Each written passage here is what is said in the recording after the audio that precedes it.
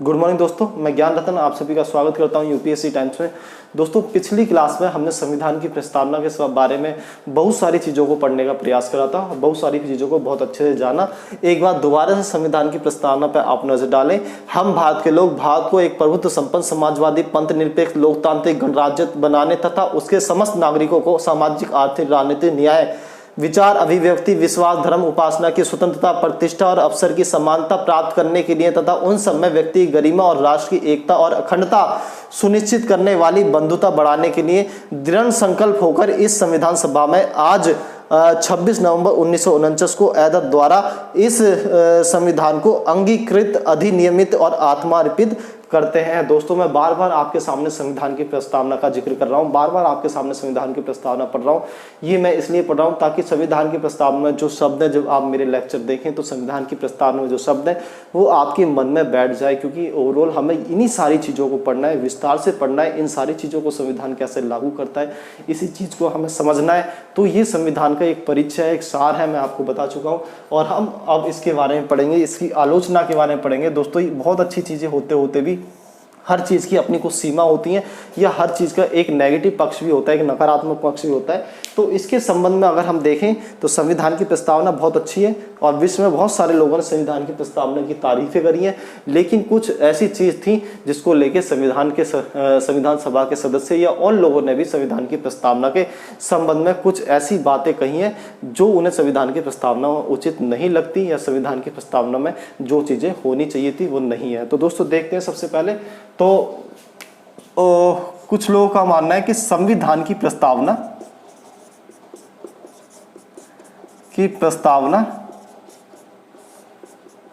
एक दंत विहीन संविधान की प्रस्तावना एक दंत विहीन व्याघ्र मतलब बाघ, शेर या चीता है। एक दंत विहीन व्याघ्र है। अगर सरकार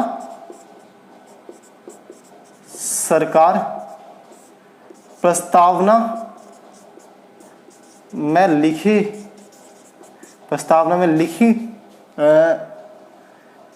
आदर्शों पर कार्य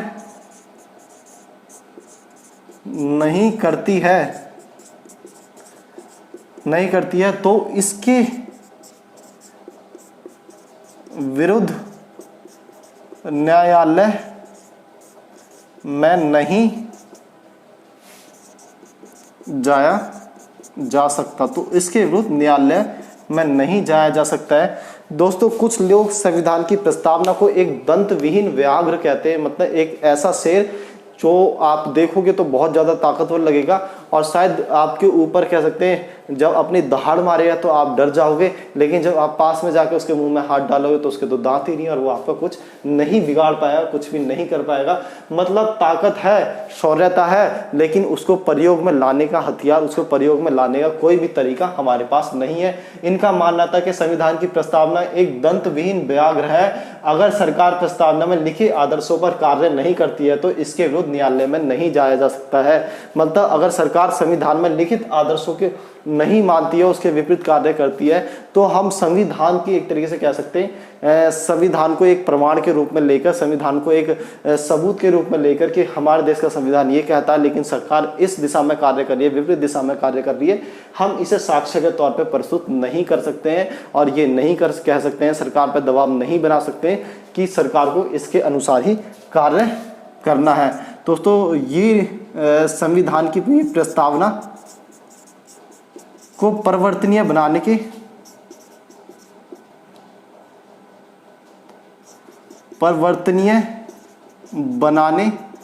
के पक्ष में थे।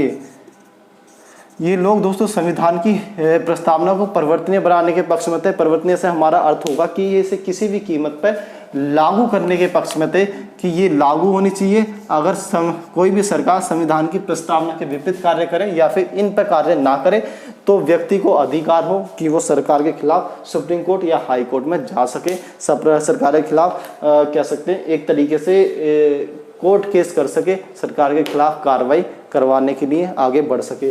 लेकिन दोस्तों ऐसा नहीं है कि दंत विहीन विभाग कहना सही होगा। इसे हमारा जो पक्ष होगा वो हमेशा संविधान के फेवर में ही होगा। संविधान के फेवर में हमें लिखना है। एक यूपीएससी के स्टूडेंट होने के नाते, पहला विद्यार्थी ने, दूसरा इस देश के नागरिक होने के नाते हमारा जो पक्ष रहेगा हमेशा संविधान के फेवर में हम पक्ष देंगे। तो हमारा पक्ष यहाँ पर क्या होगा दोस्तों, दंत विहीन विभाग कहना उचित क्यों नहीं है? तो दोस्तों हम कह सकते हैं कि ऐसा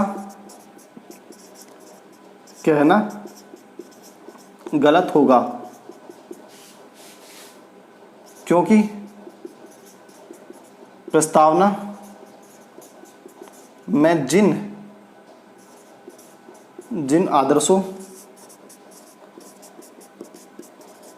की बात कही गई है, प्रस्तावना में जिन आदर्शों की बात कही गई है उनको पूरा करने के लिए विस्तृत संसाधनों की आवश्यकता है, परंतु हमारे साधन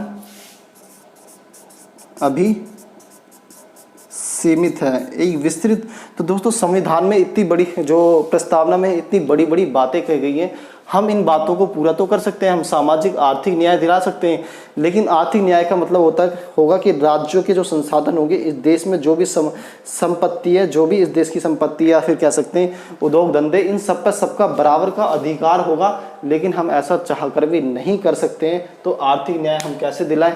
आर्थिक न्याय का मतलब होगा हम लोगों को रोजगार दें, प्रत्येक व्यक्ति को रोजगार दें, लेकिन अभी हमारी क्षमता नहीं है कि हम प्रत्येक व्यक्ति को रोजगार दें। तो बहुत सारी चीज़ ऐसी हैं जो संविधान की प्रस्तावना में दे रखी है, लेकिन हम उन्हें पूरा नहीं कर सकते। क्यों? क्योंकि उनके लिए विस्तृत संसाधनों की आवश्यकता है और हमारे पास इतने सारे संसाधन नहीं है, हमारे संसाधन सीमित हैं। तो दोस्तों एक तो ये कारण है कि ये कहना सही नहीं है कि हमारे पास, क्योंकि संसाधन सीमित है। दूसरा, परंतु फिर भी सर्वोच्च न्यायालय के अनेक निर्णयों द्वारा या फिर संविधान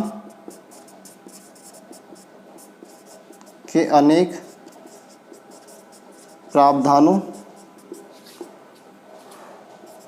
संसद द्वारा बनाए गए कानूनों, संसद द्वारा बनाए गए कानूनों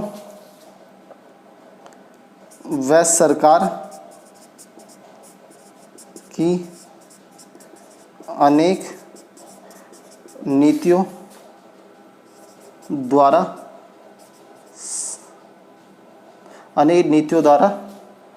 प्रस्तावना के आदर्शों को लागू करने के प्रयास किए जाते रहे हैं। तो दोस्तों हम देखते हैं कि परंतु फिर भी सर्वोच्च न्यायालय के अनेक निर्णयों द्वारा, सर्वोच्च न्यायालय ने समय समय पर अनेक निर्णय दिए थे, और जिसमें सर्वोच्च न्यायालय ने कहा था कि प्रत्येक व्यक्ति को विचार अभिव्यक्ति की स्वतंत्रता होगी।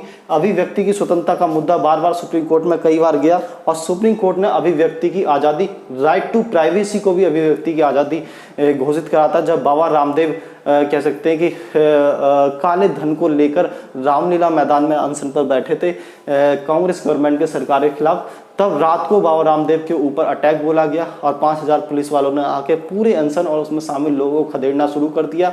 उस समय ये मुद्दा उभर कर आया कि सोने का अधिकार भी व्यक्ति का मौलिक अधिकार है, और सोते समय पुलिस व्यक्ति को नहीं उठा सकती, पहले सूचना दे। अगर ऐसे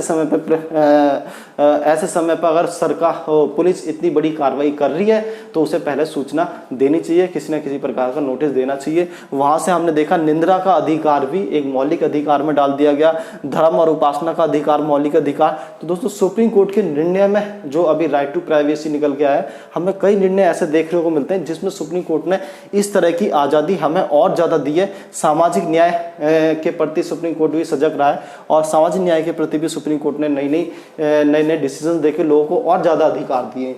तो सुप्रीम कोर्ट के निर्णयों से हमें जो संविधान की प्रस्तावना आदर्श है वो पूरे होते हैं और संविधान के अनेक प्रावधानों द्वारा, संविधान में भी बहुत सारे ऐसे प्रावधान हैं, अगर हम मौलिक अधिकारों को उठाकर देखेंगे तो मौलिक अधिकार हमें ये सारे अधिकार देता है और ये सारे अधिकार भी मौलिक अधिकार हमें राज्य के नीति निर्देशक तब इन सब को हमें देने का प्रयास करते हैं। तो संविधान के अनेक प्रावधानों में हमें प्रस्तावना के जो आदर्श होते हैं वो पूरा होते हुए दिखाई देते हैं। संसद द्वारा बनाए कानूनों के द्वारा, संसद में जो कानून बनते हैं उनमें भी हमें बहुत सारे अधिकार दिए गए हैं और आगे हम देखेंगे कि सरकार की अनेक नीतियों द्वारा भी हमें ये अधिकार देने का प्रयास किया गया है। जैसे कि हम देखते हैं कि मनरेगा की योजना दोस्तों आर्थिक न्याय के लिए, ताकि सभी लोगों को रोजगार मिले और सभी लोग अपनी रोटी कपड़ा मकान का बंदोबस्त कर सके। इसलिए मनरेगा योजना कांग्रेस के समय में लागू करी गई थी। जो बैंक का नेशनलाइजेशन होगा, राष्ट्रीयकरण होगा, उसका भी एक ही मकसद होगा ताकि बैंक आम लोगों तक पहुंचे और वित्तीय समावेशन बढ़े। आम लोग कह सकते हैं बैंकिंग जो प्रक्रिया से होते हैं उससे जुड़े और धीरे धीरे आम लोगों के साथ जो कह सकते हैं कि आर्थिक न्याय उन्हें प्राप्त हो, वो धीरे धीरे बचत करें और धीरे धीरे आगे बढ़े। तो दोस्तों ये सारी चीज़ें अगर हम कुल मिला के देखेंगे तो हमने इस क्षेत्र में प्रयास करें, लेकिन प्रयास इतने करें जितने हमारे संसाधन थे। तो हमने अपने संसाधनों के अनुसार ही संविधान की प्रस्तावना वर्णित जो मूल्य हैं, जो आदर्श हैं, उनके संबंध में कार्य कराया। हम अपनी सीमाएं हमारी, हम उस सीमा से ज़्यादा नहीं कर सकते, लेकिन हम प्रयासरत हमेशा से हैं। तो ये संविधान की प्रस्तावना को प्रवर्तनीय बनाना चाह रहे थे, दंतहीन व्यावर कहलाना चाहते, लेकिन ऐसा कहना बिल्कुल गलत है। तो दोस्तों आगे बढ़ते हैं, दूसरी देखते हैं कि और लोग क्या कहते हैं संविधान की प्रस्तावना के बारे में।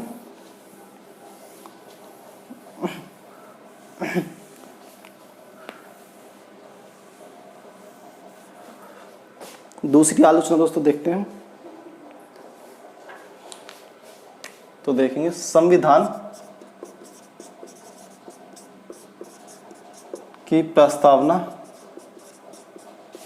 बहुत संक्षिप्त है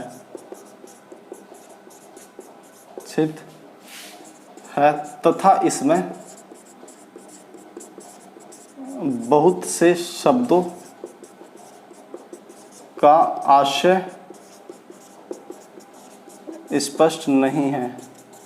तो दोस्तों कुछ लोगों का मानना है कि संविधान की प्रस्तावना बहुत संक्षिप्त है, मतलब बहुत छोटी है। इतने बड़े संविधान का आप कह सकते हैं एक तरीके से इंट्रोडक्शन, एक परिचय दे रहे हैं और इतने कम शब्दों में परिचय दे रहे हैं आप, और इसमें बहुत शब्द ऐसे जिन शब्दों का आशय पता नहीं चलता कि आखिरकार इन शब्द का मीनिंग क्या होगा, इन शब्द का अर्थ क्या होगा, इन शब्द से हम क्या अनुमान लगा सकते हैं। तो दोस्तों इसके बारे में भी जो हमारा पक्ष होगा वो संविधान की प्रस्तावना और संविधान के पक्ष में ही हम लिखेंगे हमारा फेवर।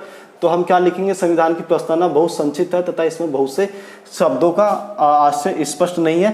तो दोस्तों हम देखेंगे ऐसा गलत है, ऐसा कहना गलत है, क्योंकि विश्व के किसी भी संविधान की प्रस्तावना को देखा जाए तो उनका स्वरूप लगभग समान है, क्योंकि प्रस्तावना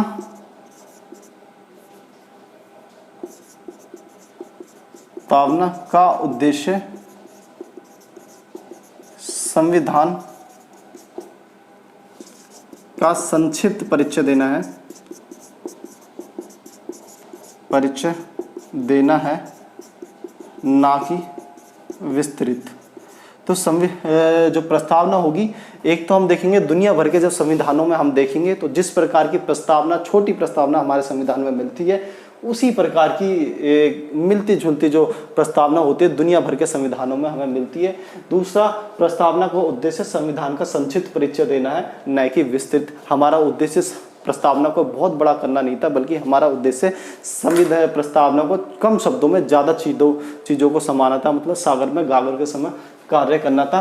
इसमें कुछ शब्दों का आशय स्पष्ट नहीं है। तो दोस्तों कुछ शब्दों का आशय स्पष्ट नहीं है, इसके बारे में देखते हैं कि तो ऐसा कहना भी गलत होगा कि कुछ शब्दों का आशय स्पष्ट नहीं है, ऐसा कहना भी गलत होगा,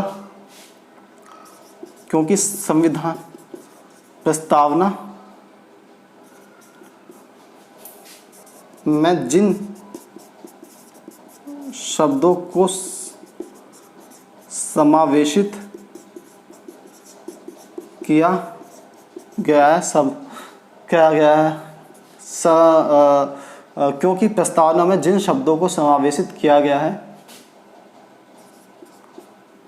उनका अर्थ संसद के कानूनों, न्यायालय के निर्णयों व कुछ बौद्धिक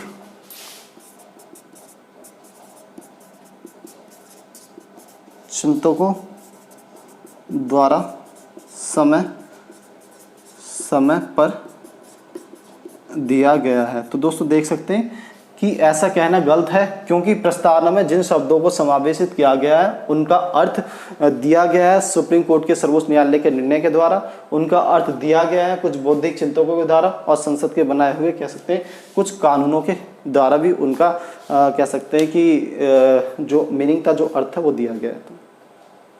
तो दोस्तों आगे बढ़ते हुए एक पॉइंट और हम पढ़ लेते हैं जो हमने कह सकते हैं अपने मुख्य बिंदुओं में लिखा नहीं, वो था प्रस्तावना का महत्व क्या है, इसके बारे में चर्चा कर लेते हैं दोस्तों।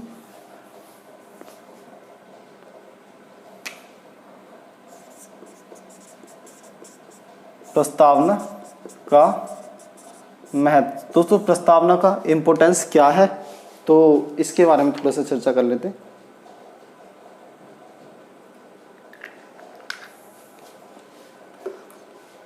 तो सबसे पहले एक इम्पोर्टेंट जो प्रस्तावना का महत्व है कि प्रस्तावना सरकार के लिए एक मार्गदर्शन का कार्य करती है तथा उन बिंदुओं को उजागर करती है जिन पर सरकार को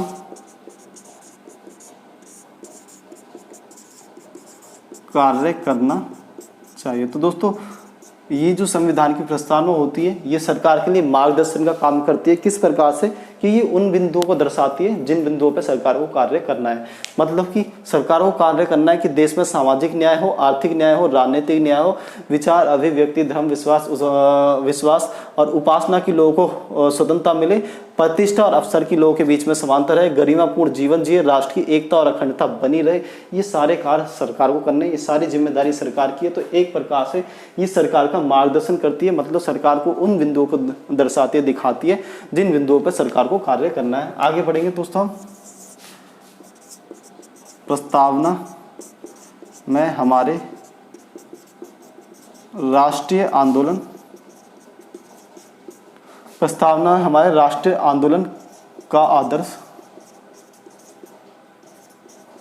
झलकता है। प्रस्तावना हमारे राष्ट्रीय आंदोलन का आदर्श झलकता है। राष्ट्रीय आंदोलन के समय किस प्रकार से हमने एक लंबे संघर्ष के बाद आज़ादी पाई और आज़ादी पाने के बाद हम किस प्रकार से ललायित हुए कि हम अब अपने देश के लोगों को ये महसूस कराएंगे कि अब वो आज़ाद देश में, अब वो भारत की धरती पर है और हमने लोगों को इतने अधिकार दिए जो विश्व के शायद उस समय कह सकते हैं कि विश्व के किसी संविधान में इतने अधिकार होंगे।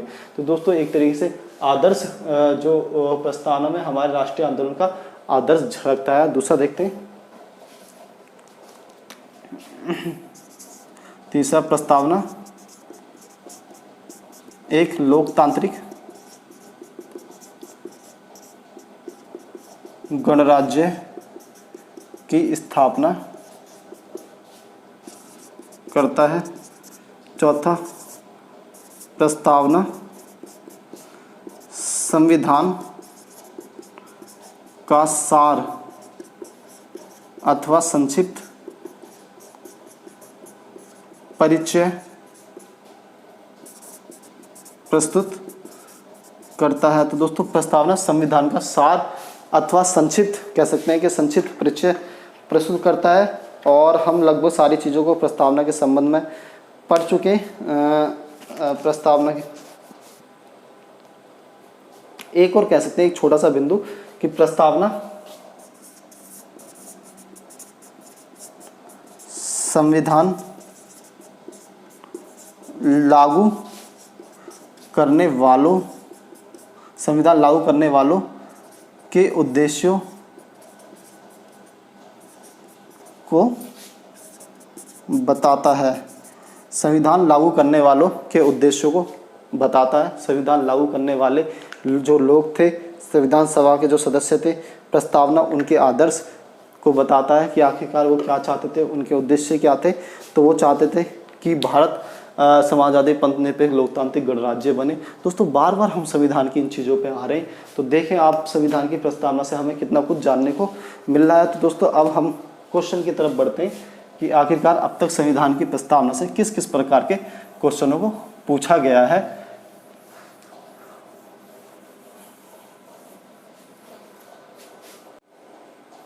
तो दोस्तों देखते हैं संविधान की प्रस्तावना से अब तक किस प्रकार के क्वेश्चनों को पूछा गया है। दोस्तों जो क्वेश्चन है मैं आपको बता दूं कि ये विशाल का सामान्य अध्ययन है। ये विशाल का सामान्य अध्ययन आप सभी विद्यार्थियों के पास होना चाहिए। इसमें जीएस के जो हमारे 4 से 5 पेपर होते हैं, 4 पेपर होते हैं, उन पेपरों के सभी कह सकते हैं कि क्वेश्चन जो विगत वर्षों में, पिछले वर्षों में आए हुए प्रीवियस ईयर में, वो सारे दिए हुए होते हैं और सभी को कह सकते हैं कि चैप्टर वाइज और सभी को सब्जेक्ट वाइज दिया होता है। तो इसीलिए विद्यार्थियों को यहाँ पर ढूंढने में बहुत आसानी होती है।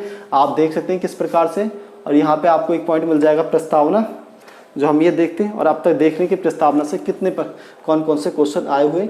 मैं इसी में से आपको क्वेश्चन कराता हूँ। आप देखोगे यहाँ पे हमें मिलेगा सामान्य अध्ययन, और सामान्य अध्ययन में होगा भारतीय राज्य व्यवस्था। इसी तरीके से दोस्तों ये डला हुआ है, दे रखा है कि भारतीय राज्य व्यवस्था, और राज्य व्यवस्था से जब हम आगे जाएंगे तो हमें भूगोल मिलेगा, ज्योग्राफी मिलेगा, इकोनॉमिक्स मिलेगा, आर्ट एंड कल्चर मिलेगा। इस तरह के सारे क्वेश्चन हमें इसमें मिल जाएंगे और बहुत सरल तरीके से, बहुत अच्छे तरीके से मैनेज करते हुए दे रखे हैं। तो दोस्तों इसमें से ही हम देखते हैं कि कौन कौन से क्वेश्चन अब तक आए। तो पहला क्वेश्चन है, भारतीय संविधान की प्रमुख प्रतिबद्धताएं क्या है। ये प्रस्तावना से पूछा गया है। पहला क्वेश्चन, भारतीय संविधान की प्रमुख प्रतिबद्धताएं क्या है। भारतीय संविधान की प्रमुख प्रतिबद्धताएं क्या है, जैसा कि उसकी उद्देशिका में निबंध है। जैसा कि उसकी उद्देशिका में निबद्ध है। तो दोस्तों ये क्वेश्चन पूछा गया है, भारतीय संविधान की प्रमुख प्रतिबद्धताएं क्या हैं। भारतीय संविधान की प्रतिबद्धताएं क्या है। प्रतिबद्धता से हमारा आशय है वो कार्य जो भारतीय संविधान को करना ही करना है, वो चीज़ें जो भारतीय संविधान के ऊपर लागू हैं।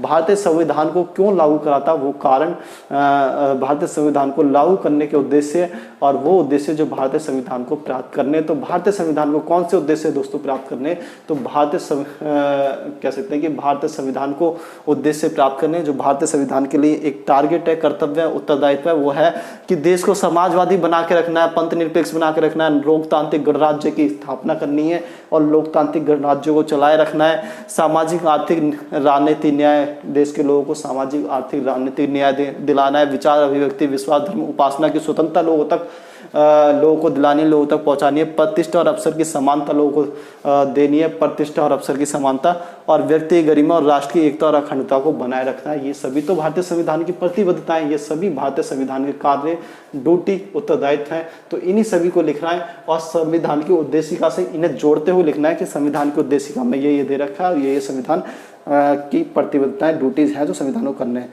तो दोस्तों दूसरा क्वेश्चन पूछा गया, भारत को गणतंत्र क्यों कहा जाता है।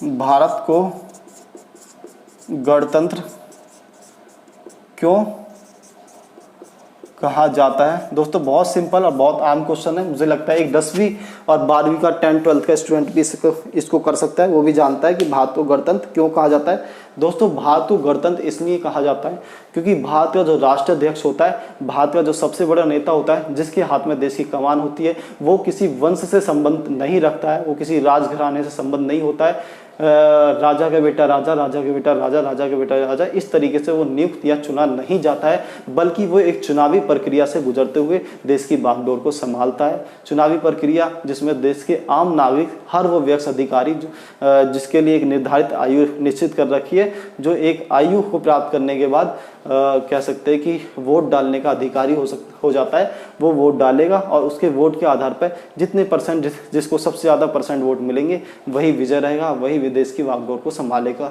मतलब हम सिंपल तरीके से कह सकते हैं कि देश की जो बागडोर होगी वो एक ऐसे व्यक्ति के हाथ में होगी जो चुनावी प्रक्रिया से उसे प्राप्त करेगा। ठीक है, आगे बढ़ते हैं दोस्तों। कह सकते हैं कि प्रस्तावना संविधान के उन आधारभूत सिद्धांतों और दर्शन का प्रतिरूप है। प्रस्तावना संविधान के उन आधारभूत प्रस्तावना संविधान के उन आधारभूत सिद्धांतों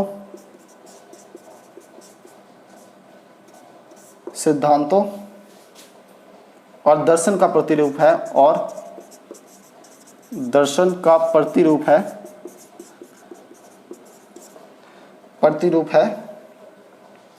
जिनके आधार पर संविधान की रचना की गई है, जिनके आधार पर संविधान की रचना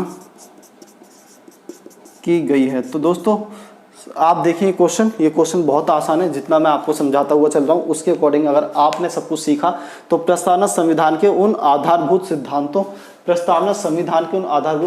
का सिद्धांतों और दर्शन का प्रतिरूप है प्रस्तावना, जिसके आधार पर संविधान की रचना की गई है। तो संविधान की जो रचना की गई थी वो किन आधारों पे की गई थी, मतलब संविधान की जो रचना की गई उसमें कौन से तथ्य, कौन से आदर्श जो झलकते हैं। तो संविधान की पूरी जो रचना टिकी हुई थी वो इन्हीं आदर्शों पर टिकी हुई थी कि संविधान को ये सारे कार्य करने, और यही संविधान का आदर्श है, और यही संविधान कह सकते हैं संविधान के सिद्धांत है और संविधान के आदर्श है, और यही प्रतिरूप हमें संविधान की कह सकते हैं। यही जो चीज़ें संविधान की प्रस्तावना में झलकता है, संविधान की प्रस्तावना को एक तरफ रख दें और हम संविधान को एक तरफ रखते हैं तो हमें पता चलेगा संविधान की प्रस्तावना में जो आदर्श है, संविधान में उन्हीं आदर्शों को और ज़्यादा विस्तृत करके और ज़्यादा समझाते हुए लिखा गया है। तो एक तरीके से कह सकते हैं कि जो प्रतिरूप, मतलब हम संविधान को जब ऐसे करके दोनों को एक दूसरे के सामने लाते हैं तो दोनों कह सकते हैं कि आईने में लगभग दोनों का प्रतिरूप, दोनों की जो छाया है वो एक है। मतलब वो आदर्श जो संविधान की प्रस्तावना में दिए गए हैं उनका प्रतिरूप हमें संविधान में दिखता है। मतलब अगर हम संविधान को रखेंगे, संविधान की प्रस्तावना को रखेंगे और यहाँ पर संविधान को रखेंगे तो हमें संविधान की प्रस्तावना में जो चीज़ दी गई है वही संविधान में चमकेंगी, वही संविधान में दिखेंगी। मतलब पूरा संविधान की प्रस्तावना से बंधते हुए संविधान की प्रस्तावना को एक तरीके से कह सकते हैं, प्रस्तावना जो आदर्श दिए गए हैं उन आदर्शों को साबित करते हुए, उन आदर्शों को लागू करते हुए लिखा गया है। मतलब प्रस्तावना में जो आदर्श दिए हैं उनकी छाया जो है हमें संविधान में दिखती है। इस क्वेश्चन में यही लिखना है आंसर में, ज़्यादा कुछ नहीं है। संविधान की उद्देशिका का महत्व क्या है दोस्तों? संविधान की उद्देशिका का महत्व क्या है? ज़्यादा नहीं लिखेंगे इस क्वेश्चन को यहीं भी। दूसरा, संविधान की उद्देशिका सरकार के लिए मार्गदर्शन का कार्य करती है। समझाएं, इस चीज़ को समझाएं। तो दोस्तों ये सारे क्वेश्चन हैं, इस क्वेश्चन की आप घर पे प्रैक्टिस करें। अगर आप चाहते हैं तो मुझे व्हाट्सअप भी कर सकते हैं क्वेश्चन करके, मैं आपके क्वेश्चन को चेक करके बताऊंगा कि आपने कितना अच्छा क्वेश्चन लिखा है। क्या त्रुटियां रह गई हैं, किस प्रकार के सुधार की आवश्यकता है। तो दोस्तों वीडियो देखने के लिए मैं आपको धन्यवाद कहूँगा और मैं कहूँगा कि इस वीडियो को आगे बढ़ाएं, लाइक करें, शेयर करें, कमेंट करें, सब्सक्राइब करें, बेल आइकन दबाएं ताकि आने वाली वीडियो आपको मिलती रहे। और डेफिनेटली मैं आने वाले समय में आपके लिए बहुत अच्छी अच्छी जानकारियों को लेकर आने वाला हूँ। लेकिन आप सभी से भी मैं एक चीज़ चाहता हूँ कि आप इस चैनल को बढ़ाने का कार्य करें ताकि मैं भी प्रेरित हूँ और प्रेरित होकर आपके लिए बहुत सारी चीज़ों को लाऊं, तो दोनों का फायदा हो और दोनों ही आगे बढ़े, यही हमारा उद्देश्य होना चाहिए। तो दोस्तों इसी के साथ आज की क्लास को ख़त्म करते हैं और अगली क्लास में एक नए चैप्टर के साथ नई शुरुआत करेंगे। थैंक यू दोस्तों।